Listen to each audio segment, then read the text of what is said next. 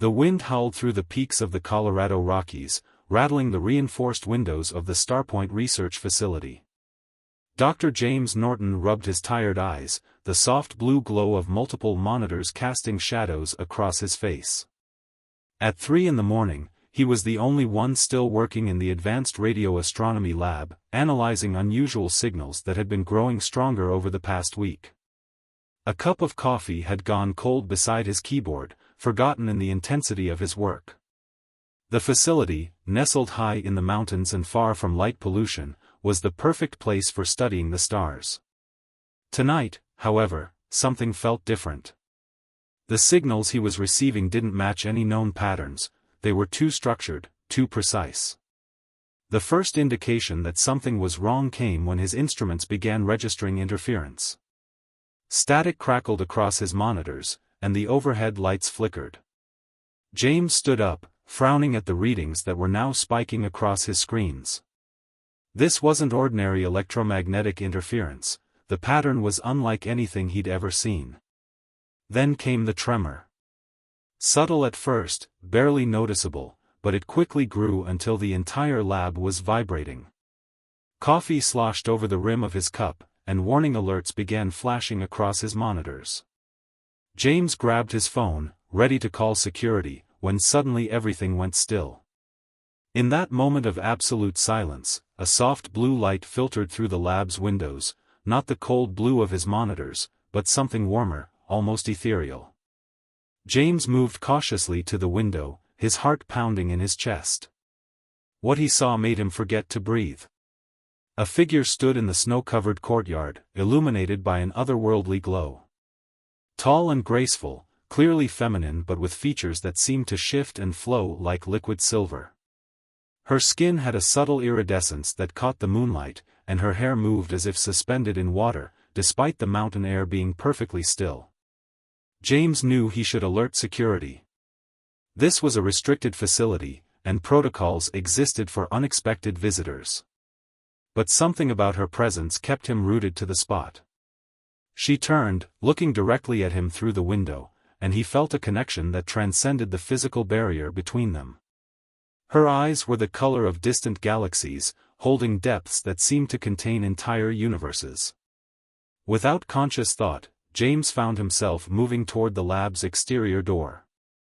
His security clearance card beeped as he swiped it, the sound unnaturally loud in the quiet night. The cold mountain air hit him like a physical force as he stepped outside. Snow crunched under his feet as he approached her, his breath forming clouds in the frigid air. She watched him approach, unmoving, her presence both inviting and intimidating. "Who are you?"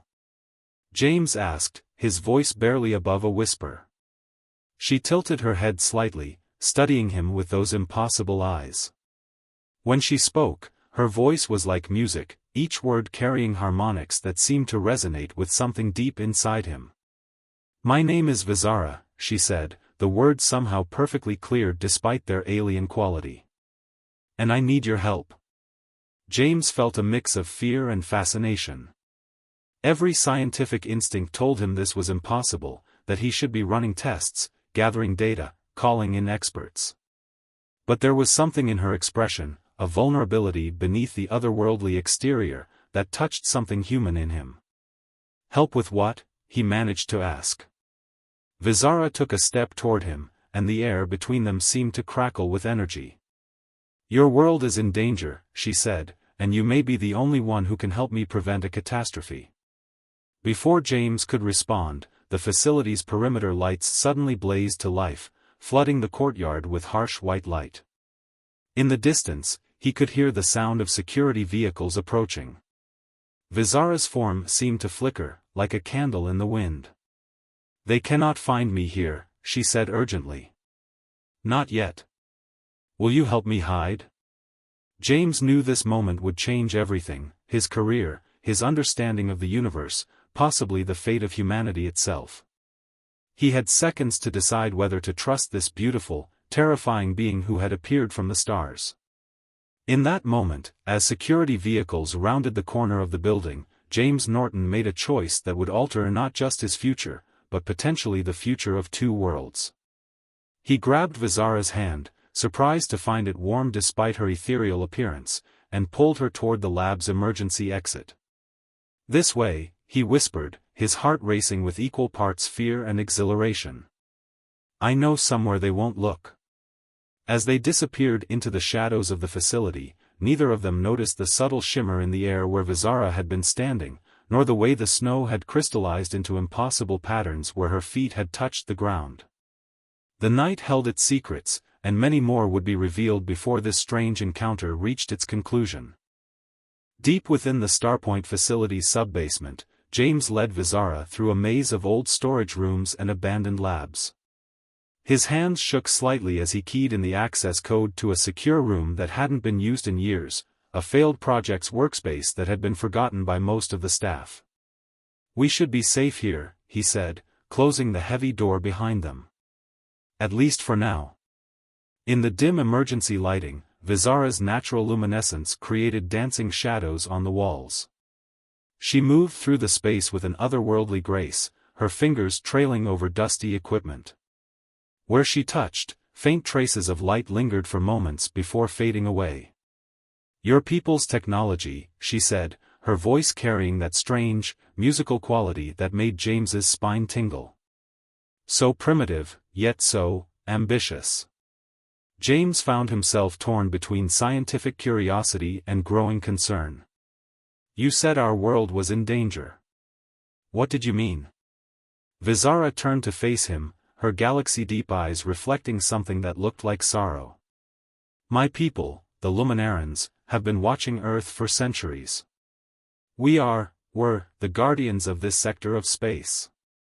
She paused, seeming to search for the right words. "But there has been a shift in our leadership. The Eternal Council has fallen to corruption." Outside the room, they could hear the distant sound of security teams sweeping the building. James held his breath as footsteps passed their door, but no one stopped to check the abandoned lab. "The Council believes that emerging civilizations like yours are a threat," Vizara continued once the footsteps had faded. "They fear you will bring chaos to the carefully ordered systems they've maintained for millennia. Some are pushing for preventive measures." "Preventive measures?" James felt his blood run cold. "You mean they want to destroy us?" "Not destruction. Containment. They plan to isolate your solar system within a temporal stasis field. Your world would be frozen in time, unable to progress or reach the stars." Her form flickered with emotion. Billions of lives, suspended in an eternal moment. James ran his hands through his hair, trying to process the magnitude of what she was saying.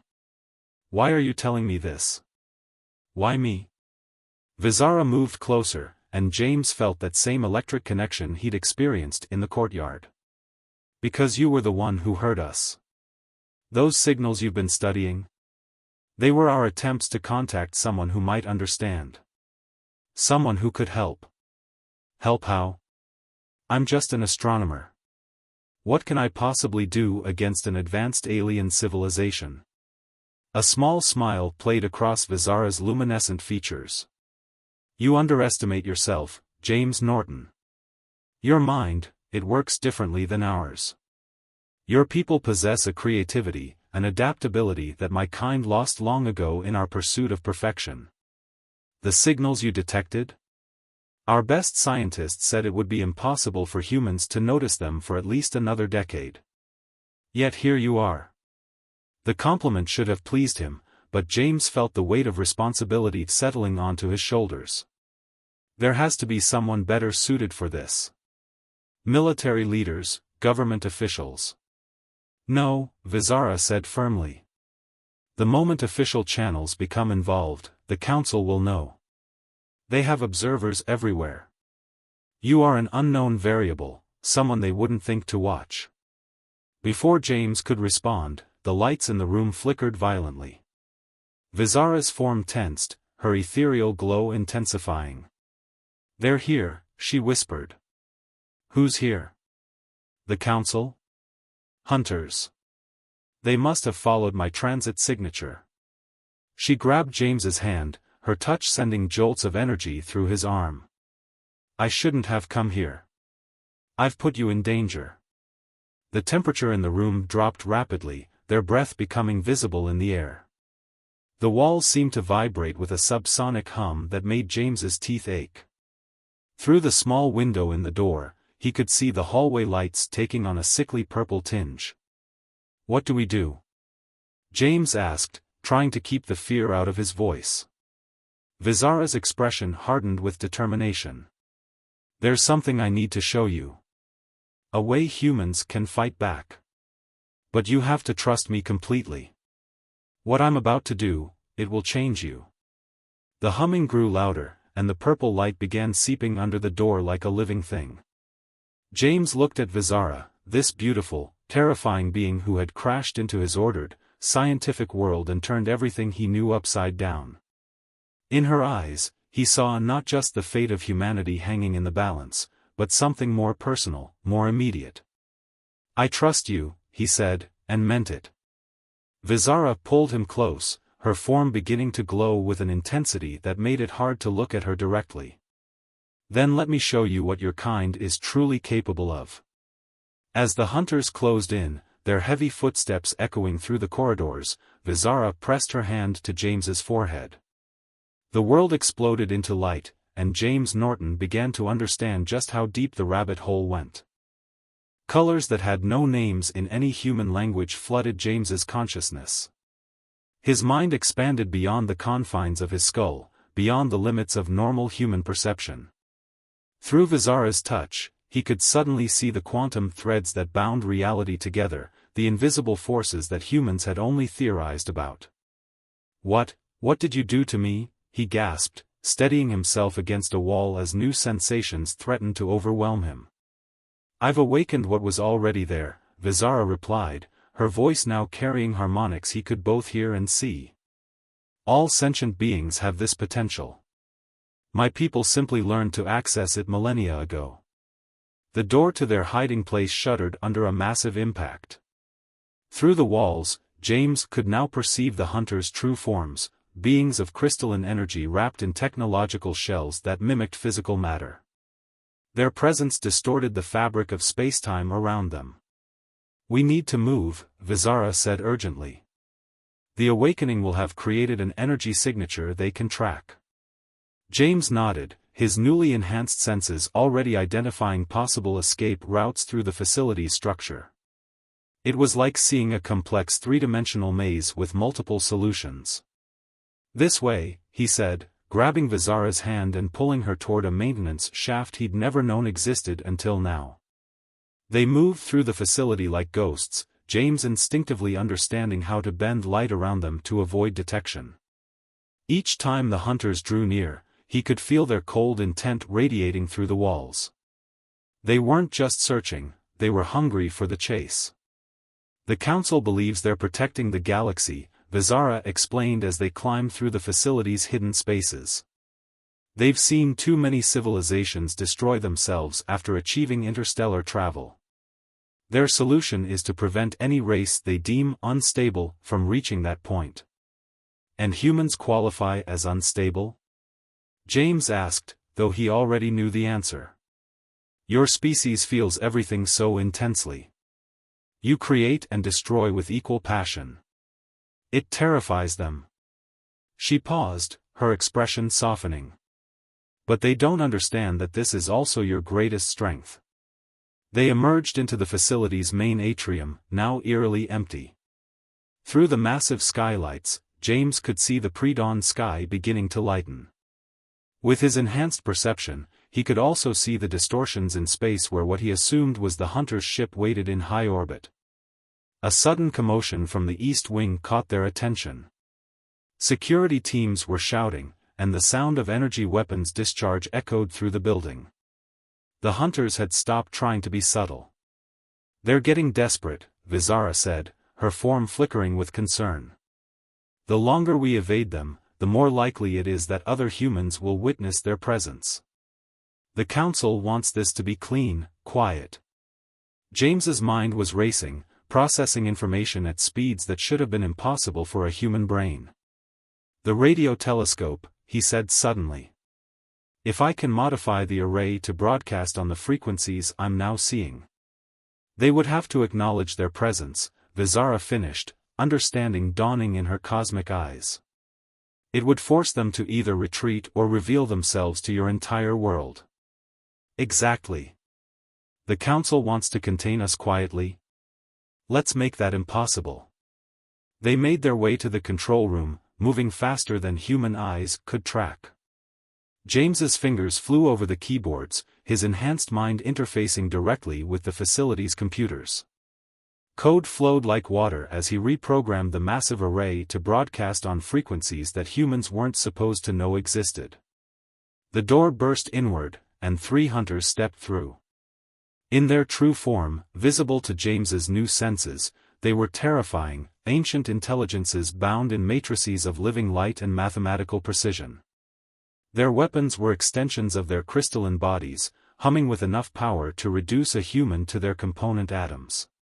"Step away from the controls," the lead hunter commanded, its voice bypassing air altogether and resonating directly in their minds. "This ends now."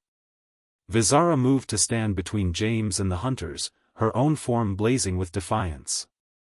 "You forget who I am," she said, her voice carrying the weight of authority. "I was there when the Council was formed. I helped write the laws you claim to uphold." "The laws must adapt," the hunter replied. "The galaxy must be preserved." "The galaxy must grow," Vizara countered. "Change is the only constant in the universe.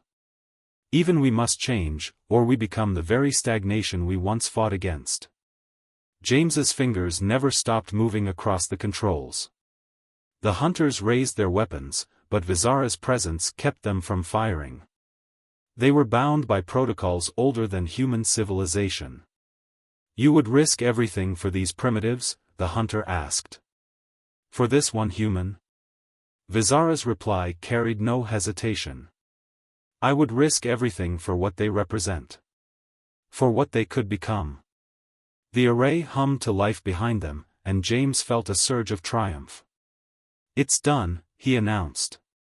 "Every radio telescope on Earth will pick up this signal within the next few minutes. Every government, every scientist, every amateur astronomer. Your presence is about to become the biggest news story in human history." The hunters' forms flickered with what James somehow knew was the equivalent of alarm. The lead hunter took a step forward, weapon charged, but stopped as new information seemed to reach them. "The Council is reconsidering," the hunter announced reluctantly. "We are being recalled." "Tell them this is only the beginning," Vizara said firmly. "Humanity will reach the stars. The only question is whether they will find friends or enemies when they arrive." The hunters' forms began to fade, their physical shells dissolving into pure energy. Before they vanished completely, the lead hunter turned to James. "You have altered the course of 2 civilizations today, human. We will be watching your progress with great interest." As the hunters disappeared, James slumped against the control panel, the adrenaline finally wearing off. Vizara moved to his side, her touch steadying him. "What happens now?" he asked, looking into her starlit eyes. "Now," she said with a smile that held both warmth and mystery, "we begin to bridge our worlds. And I believe you and I have much to teach each other." Outside, the sun was rising over the mountains, casting long shadows across the snow. It was the dawn of a new era for humanity, and for 2 beings from different worlds who had found something unexpected in each other. The next 48 hours passed in a blur of government officials, military personnel, and international delegations descending upon the Starpoint facility. James found himself at the center of a diplomatic storm, his enhanced senses making it almost unbearable as he felt the fear, curiosity, and ambition radiating from everyone around him. Vizara stood by his side through it all, her presence both reassuring and controversial. Some officials wanted her detained for study, while others argued for establishing immediate diplomatic relations with her people. Through it all, she maintained a quiet dignity that seemed to command respect even from her most vocal opponents. "Your world moves so quickly," she observed during a rare quiet moment in James's office. My people would still be deliberating over first contact protocols, but humans are already discussing interstellar trade agreements and cultural exchange programs. James smiled, watching the play of light across her ethereal features. Is that a bad thing? No, she said thoughtfully. It's exactly why I chose to reveal myself. Your adaptability, your eagerness to embrace the unknown, these are qualities the galaxy needs. Their conversation was interrupted by a sudden commotion in the hallway. General Richardson, who had been appointed as the military liaison, burst into the office without knocking. His face was ashen. We have a situation, he announced grimly. Our deep space monitoring stations just picked up multiple objects entering the solar system. They're moving faster than anything we've ever recorded. Vizara's form tensed, her glow dimming slightly. The Council is making its move. Through his enhanced perception, James could feel the approaching vessels, massive constructs of energy and matter that defied conventional physics. How many? 7 warships, the general replied, reading from a tablet. They'll reach Earth orbit in less than 6 hours. James turned to Vizara, seeing the conflict in her cosmic eyes. I thought the hunters were recalled. That the Council was reconsidering. They were, she said softly. But the Council operates by consensus, and it seems the hardliners have won the debate. They're not coming to negotiate, they're coming to implement the containment protocol by force. The room erupted into action. The general began barking orders into his phone, mobilizing whatever defenses Earth could muster. But James knew it would be futile. Human weapons would be useless against vessels that could manipulate the fabric of reality itself. There has to be another way, he said, his enhanced mind racing through possibilities. The awakening you gave me, could it be replicated? Could we awaken others? Vizara's expression was troubled. It's possible, but it would take time we don't have. The process is dangerous if rushed, and not everyone would survive it. But some would, James pressed. And those who did would be able to perceive and interact with the Council's technology? Yes, but... Vizara paused, realization dawning. James, what are you thinking? He turned to the general. How quickly can you get me access to the global satellite network? All of it, communication, weather, GPS, everything. The general frowned. With presidential authorization, maybe an hour. But what good would that do against ships that can bend space? Trust me, James said, his eyes meeting Vizara's. I have an idea, but I'll need your help. Both of you. What followed was a frantic race against time. While military forces worldwide went on high alert, James and Vizara worked to implement his desperate plan. They converted the Starpoint facility's radio telescope array into a makeshift awakening amplifier, using principles that bridged human technology and Luminoran energy manipulation. This is insane, the general muttered, watching as they worked. Using our satellite network as a giant antenna to broadcast, what exactly? Consciousness, Vizara explained, her hands moving in complex patterns as she helped James modify the equipment. We're going to attempt a mass awakening, but instead of targeting humans, we're targeting your artificial systems. James nodded, his fingers flying over multiple keyboards. Every satellite, every computer network, every piece of connected technology, we're going to wake them all up at once. Give them the ability to perceive and interact with higher dimensional energy. You want to turn Earth's technology into a defensive shield, the general said, finally understanding. But can machines even be awakened? Your AI systems already have a form of consciousness, Vizara said. This will just expand it. Though nothing like this has ever been attempted before. James looked up at the monitors showing the approaching Council ships. We're about to find out if it works. They'll be in range in 20 minutes. The tension in the room was palpable as they made their final preparations. Vizara placed her hands on the modified array, her form beginning to glow with increasing intensity. James stood beside her, adding his own newly awakened energy to hers. "Ready?" he asked softly. She turned to him, and in that moment, all the unspoken feelings between them seemed to crystallize. "James," she said, her voice carrying harmonics of emotion that made his heart race, "whatever happens next, I want you to know." The proximity alarms cut her off. The council ships had arrived ahead of schedule. "Now!" James shouted, and they activated the array. The effect was instantaneous and beyond anything they had imagined. Every electronic device on Earth surged with new awareness. Satellites altered their orbits with impossible precision, forming complex geometric patterns in space. Communication networks blazed with consciousness, creating an interconnected web of awakened intelligence that surrounded the planet like a glowing shield. Through his enhanced senses, James could feel the collective awareness taking shape, billions of devices, large and small, suddenly perceiving reality in entirely new ways. It was beautiful and terrifying all at once. The council ships hung in high orbit, their massive forms rippling with energy as they prepared to initiate the containment protocol. But Earth was no longer defenseless. The awakened satellite network responded to the threat, redistributing itself to create overlapping fields of protective energy. "Impossible," came a voice that everyone on Earth could suddenly hear, broadcast through every speaker and device. The Council's Supreme Administrator, its consciousness vast and ancient, reached out to them directly. This level of advancement should have taken centuries to achieve. Vizara stepped forward, her voice carrying equal authority. "You underestimate them, Administrator. Humanity's greatest strength has always been their ability to exceed expectations." The Administrator's response carried notes of both fear and fascination. "You have given them dangerous knowledge, Vizara. They are not ready for this power."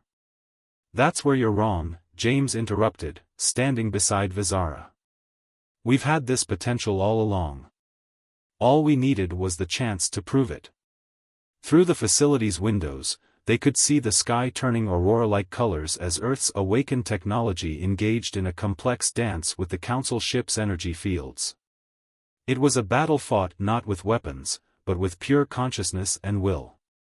"Look at what they've accomplished in mere hours," Vizara argued. "Not through conquest or force, but through adaptation and creativity. They've taken two completely different forms of technology and merged them into something entirely new." The Administrator was silent for a long moment, its vast consciousness probing the shield Earth had created. "The containment protocol cannot be implemented," it finally announced. "Their development has exceeded our models. A new approach must be considered." James felt Vizara's hand slip into his, their energies harmonizing naturally now. "We offer an alternative," she said. "Let Earth join the galactic community as equals. Let us learn from each other. The galaxy needs new perspectives, new ways of thinking." "You speak as one of them now," the Administrator observed. "I speak as someone who has seen what they can become," Vizara replied. "And yes, I have found something here worth protecting." Her grip on James's hand tightened slightly. The sky continued to shimmer as the Council ships maintained their position, but the sense of immediate threat had diminished. James could feel the Administrator processing everything it had witnessed, its ancient consciousness adapting to new possibilities. "Perhaps," the Administrator finally said, "it is we who were not ready. The Council has existed for so long, we had forgotten what it means to evolve." There was a pause, and then, "We will withdraw. Earth will be reclassified as an emerging power, with all the rights and responsibilities that entails." The tension in the room eased slightly, but James remained cautious. "And the containment protocol?" "Will be suspended, pending a full review of our intervention policies. Vizara will remain as our official liaison, assuming she accepts the position." James turned to Vizara, his heart suddenly racing for reasons that had nothing to do with the fate of the world. She met his gaze, her cosmic eyes filled with emotions that transcended species. "I accept," she said, "on one condition. I choose my own team to help facilitate Earth's transition. Starting with Dr. James Norton." The administrator's consciousness rippled with what might have been amusement. "Granted. The Council will contact you again once we have established new protocols for this unprecedented situation." As the Council ships began to withdraw, their massive forms folding through dimensions beyond human perception, the awakened technology across Earth began to stabilize. The satellite network resumed its normal functions, though now with a subtle awareness that would forever change how humans interacted with their own creations. In the sudden quiet of the control room, James turned to Vizara. "So," he said with a slight smile, "liaison to Earth?" She moved closer, her form shimmering with emotions that made the air itself sing. "I thought it would be a good excuse to stay. After all, I still have so much to learn about humans." Her free hand reached up to touch his face. "One human in particular.